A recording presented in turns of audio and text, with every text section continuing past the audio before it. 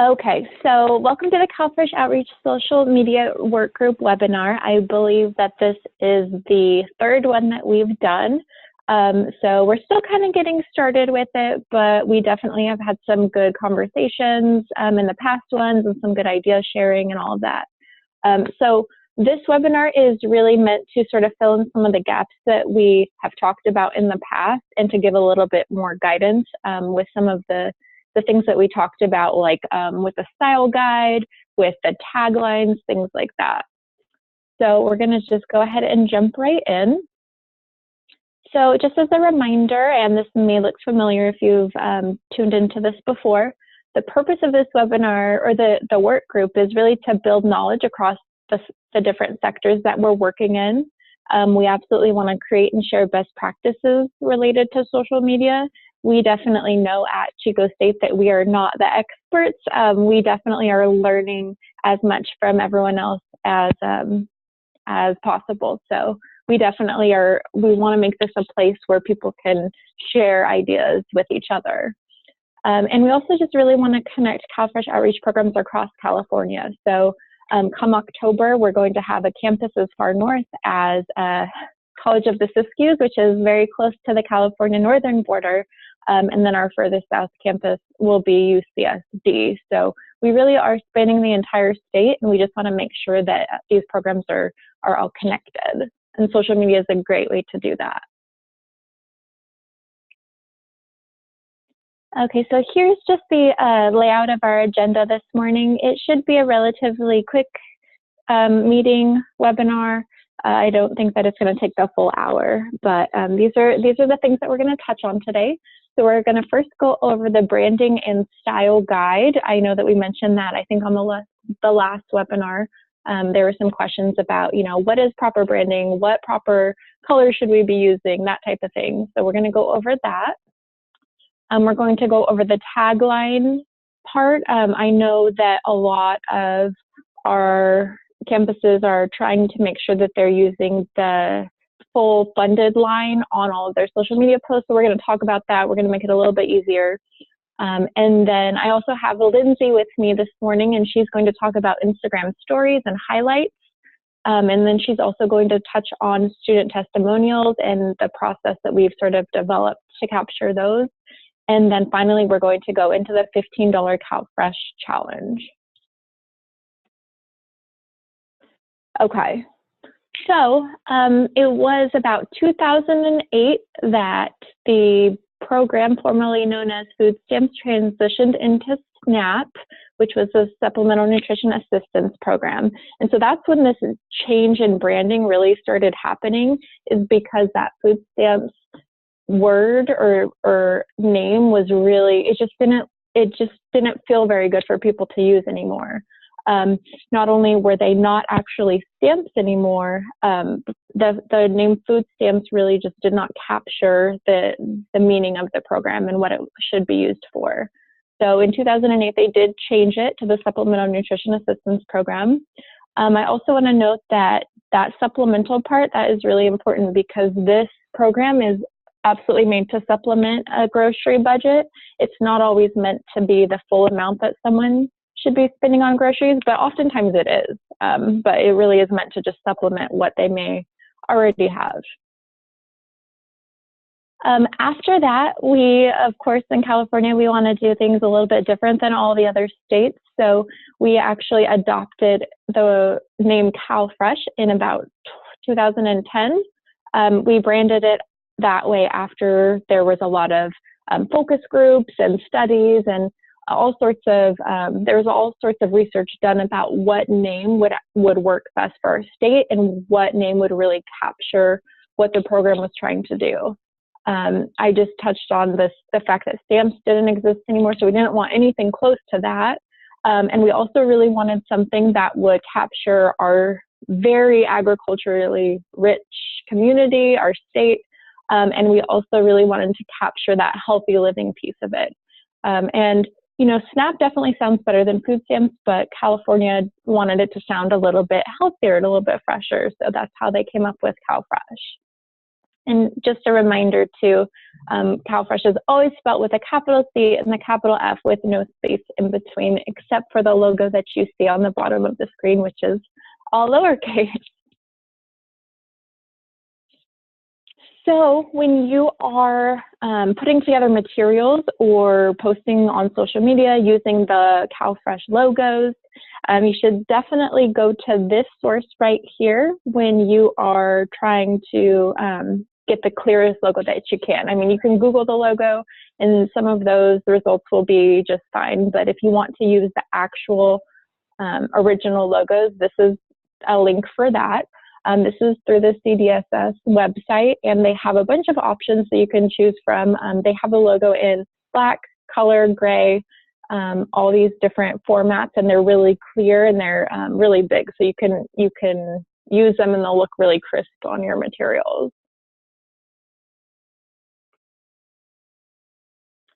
Okay, so CDSS, California Department of Social Services, has also put together a style guide. And so this is definitely a good place to start if you're not familiar with, doing social media or creating flyers, things like that, then this is a really good place to start. There's all of these different options for the logos. These are all the approved logos that you can use.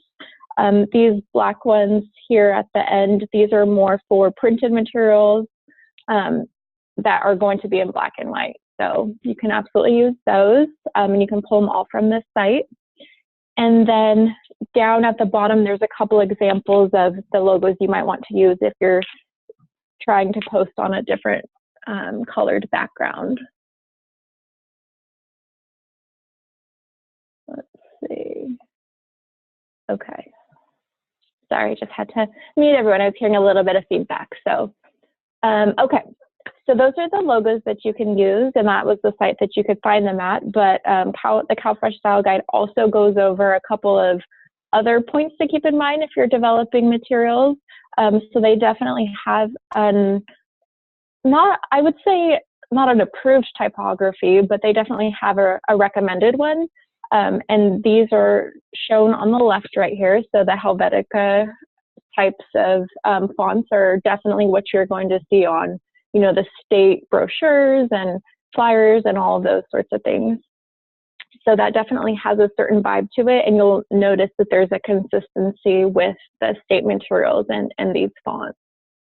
And then the same goes for these color palettes. So these colors are, I think these top ones are the ones that are actually in the logo, and then these ones down here are ones that you would see used as secondary colors or, maybe accent colors. And so these colors all kind of have, that similar vibe, and they all probably remind you of the logo.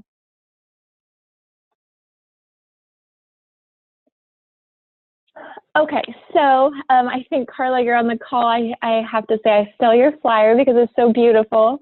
But I just want to show the difference between, a state-funded material that uses those specific fonts and those specific colors versus something that's a little bit more creative. So definitely the one on the left has a certain vibe to it. And even though, it's definitely it's nice and it's inviting, but it may not be so inviting for our student population. So that is definitely something to keep in mind when you're creating posts or creating flyers, anything like that. The one on the right from CSU Northridge is definitely more appealing to, the student demographic. It's definitely a little bit fresher. It's a little bit more relevant. It's just a little bit more visually pleasing to that student population. So even though we just talked about those style guidelines and what the state has put out, you definitely have the freedom to create something a lot more creative and a lot more appealing to your specific population. So the state guidelines are definitely a place that you can get started with, and you can definitely keep those in mind, but you absolutely have the freedom to do something different as well. Okay, so here's a couple more examples. We have our Chico State CalFresh Day flyer on the left, and then there's another example on the right from Fresno State.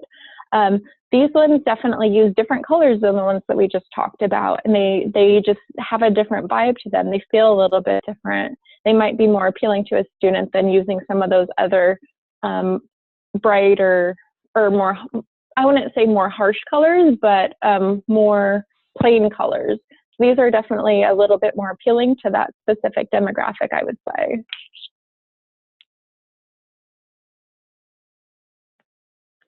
Okay, so just a few style guide tips for your social media. It's really good to use fun and positive colors, and definitely avoid colors that are too dark or harsh. For example, the colors we were looking at before with the really dark reds, those are really hard to use in a big way. So, I mean, those are good accent colors sometimes, but they definitely are, they could be a little bit harsh sometimes. So definitely just keeping in mind that you want to capture, you know, a certain vibe with your post, and you don't want to be too off-putting or too out there. So just keep that in mind.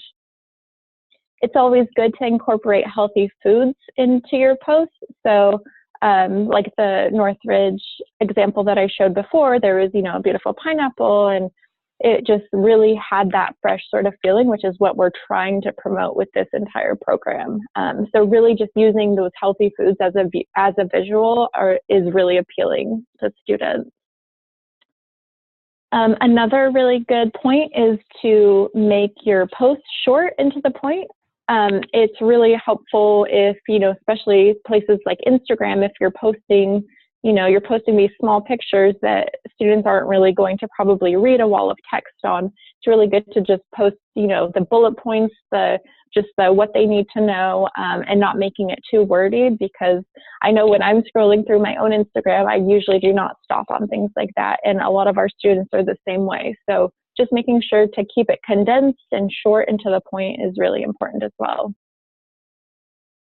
It's also important to, you know, avoid posting flyers that are, you know, they kind of going along with the last point I talked about.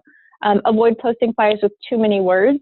Again, when you have, you know, a flyer that you created that might be printed out and posted around campus, that's one thing, but it might not really scale down to the right size when you're posting on social media. So just making sure that, you know, the things that you post are not too wordy.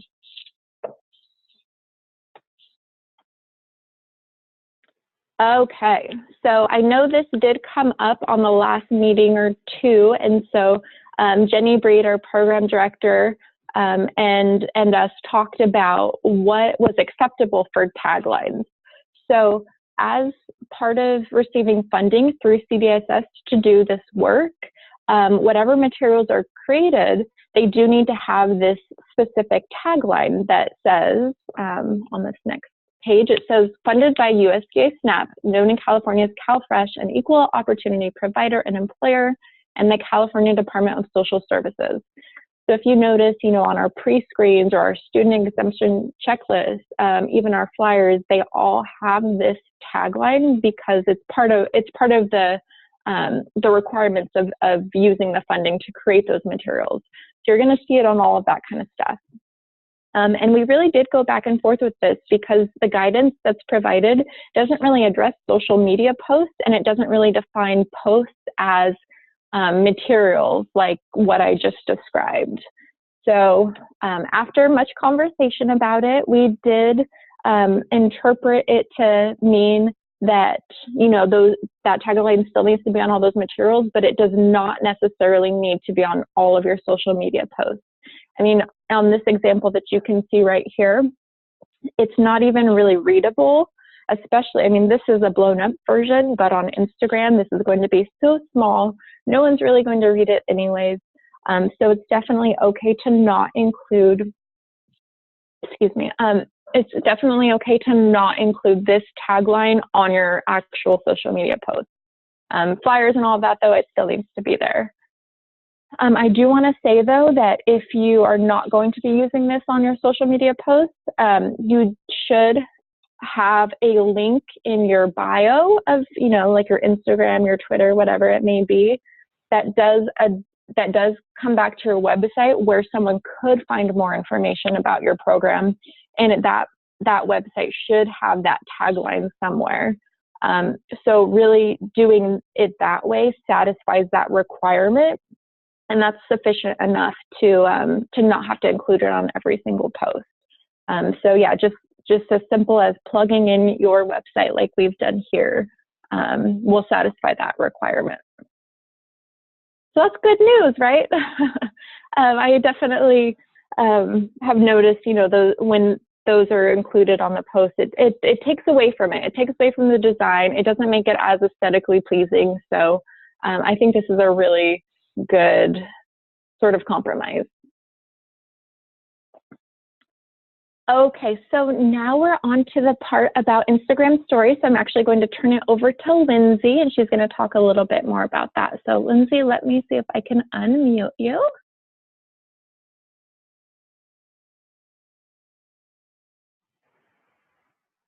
Lindsay, are you there?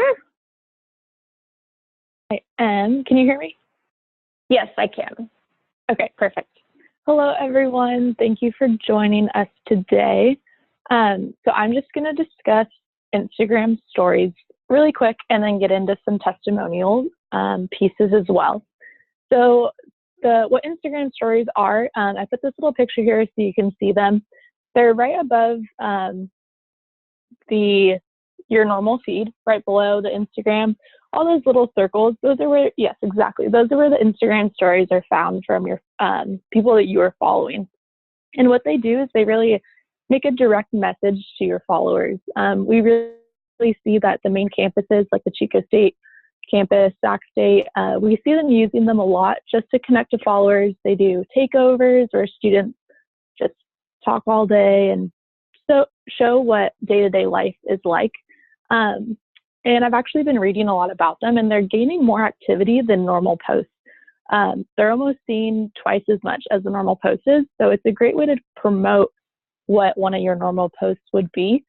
And it just gives a more realistic or authentic view of what your profile or your company is about. So they're very cool. If you want to go ahead to the next slide. And then I just put this link in here for everyone. It was a really great article on how to use stories, and it really went in depth of all the different features they have as far as filters, stickers, how you can tag other campuses. And it was just a great article, so I just wanted to put that in there for a resource. And I would definitely go ahead and take a look at that. Just gives a little more in-depth view as to really how to use them correctly. So if we want to go to the next slide.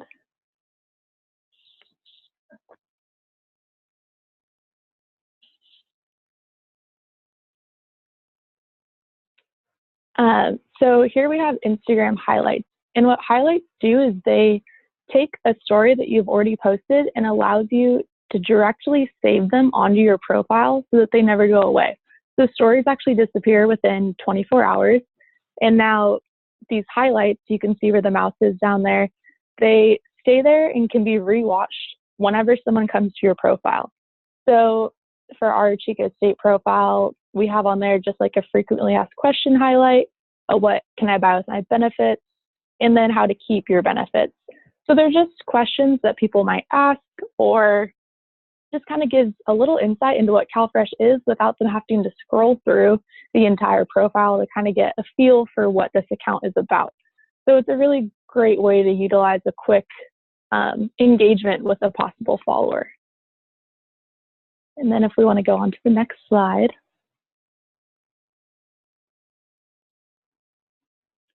Yeah, so that was just a quick little overview of the highlights. Like I said, that article goes a little more in depth into it. And so now we're going to talk about some student testimonials. And I know we've talked about this in past webinars, but we had some really good interest in them. So we wanted to touch on it again. So student testimonials are a way to let students connect through personal experiences. And we've had good success with the people that we've had do testimonials so far. And these can be achieved in different ways. So you could highlight a person who's receiving CalFresh already, highlight their experience, or if you wanted to go and do a staff or a program manager, you can highlight their involvement or their experience with CalFresh. And this just gives a little personable look into what CalFresh is and what a potential CalFresh recipient would be receiving. So if you want to go on to the next slide again. So here we are going to look at some intakes that we're doing.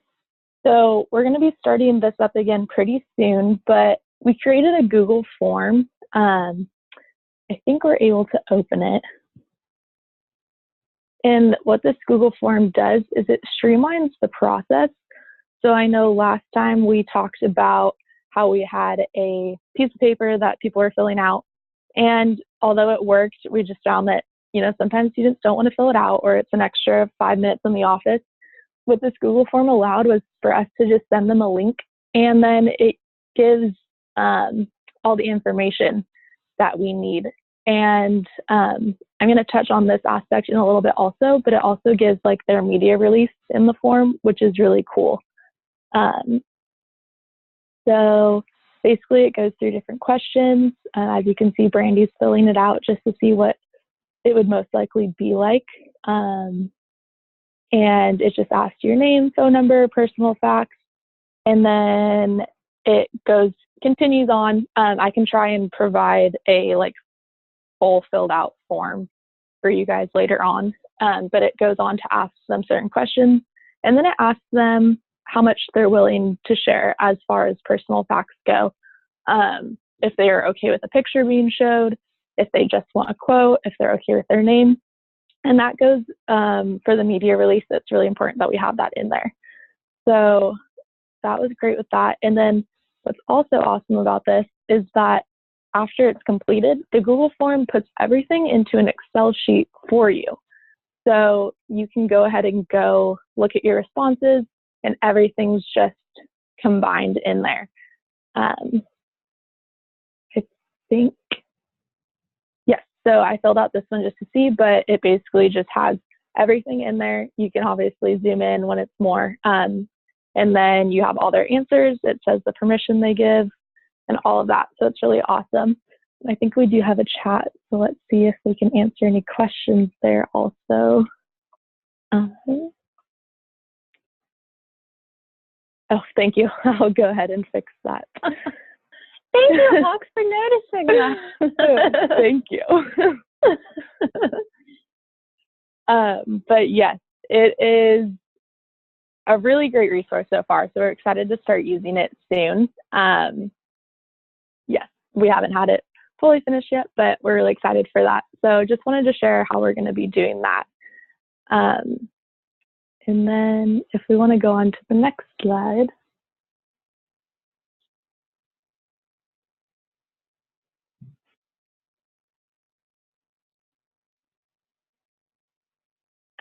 What that Google form also really helped was, as I was talking about the logistics, the media release is important when we're posting pictures of people, just to make sure that we have their permission, we're not violating anyone's privacy.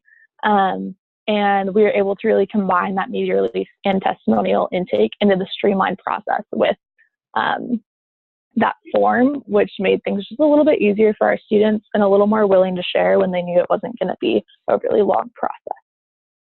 So I think that was my last slide.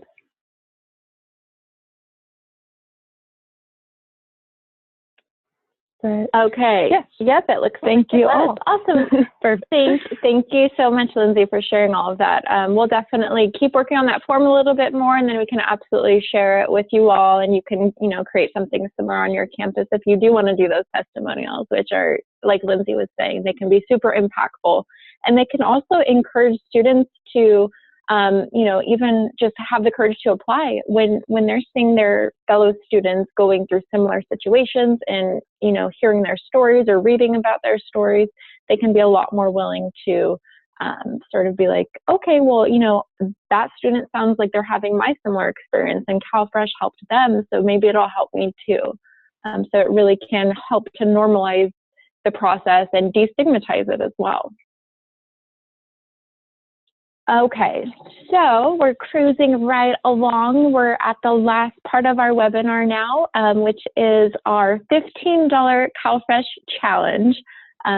And so I'm not sure if you all are familiar with the CalFresh challenge that is held in May that was started a few years ago. I believe that the San Diego Hunger Coalition started that.